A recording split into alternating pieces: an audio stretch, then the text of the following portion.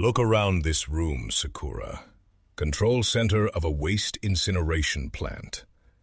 Left, analog gauges from the 1990s.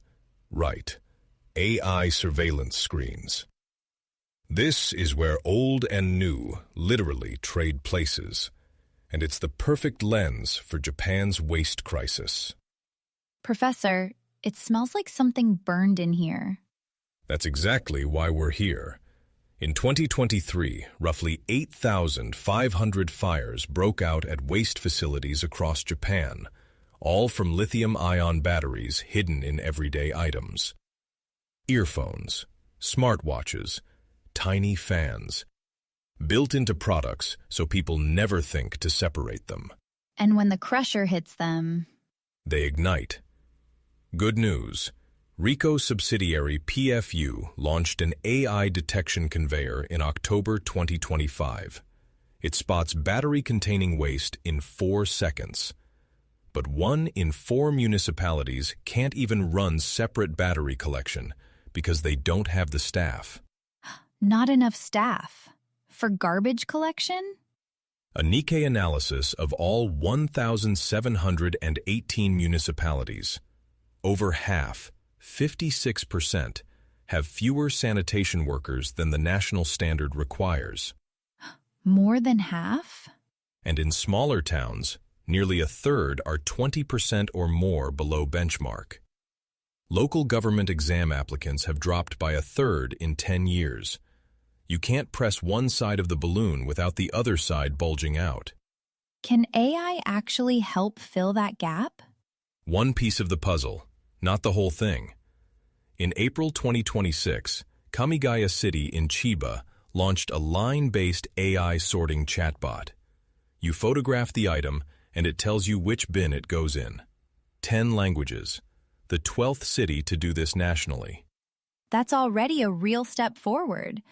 But you said the bigger issue is physical? Exactly.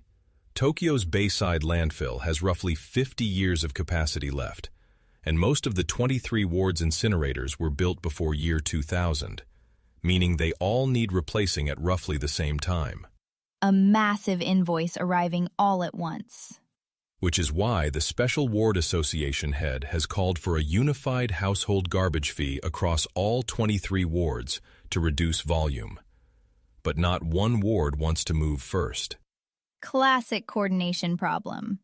Everyone waits for everyone else. You're a natural at political economy, Sakura. Let me give you the wider frame. The staff shortage and aging infrastructure aren't just about resources. They're forcing Japan to rethink what a waste facility actually is. Rethink? How? In March 2026, Saga City signed a memorandum with Itochu and 2 partners to capture CO2 from their incineration plant, liquefy it, and sell it as industrial gas. Dry ice, carbonated drinks, medical supply.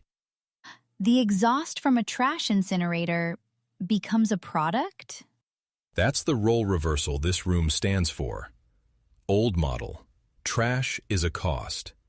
New model, trash is a feedstock. So the incinerator stops being a liability and becomes a supplier. That's exactly it. And rare earths tell the same story. Japan has world-class recycling technology, but a near-zero collection rate. No viable business model yet. The EU's Critical Raw Materials Act targets 25% recycled content by 2030. European factories are being built right now. Japan's Ministry of Environment earmarked roughly 36 billion yen, about $240 million, in its 2026 budget for rare earth recycling. The funding exists. The collection network doesn't. Japan funds the research, someone else builds the factories. For now. That's our show today, Sakura. Thanks, Professor. You've been listening to Narrative Japan.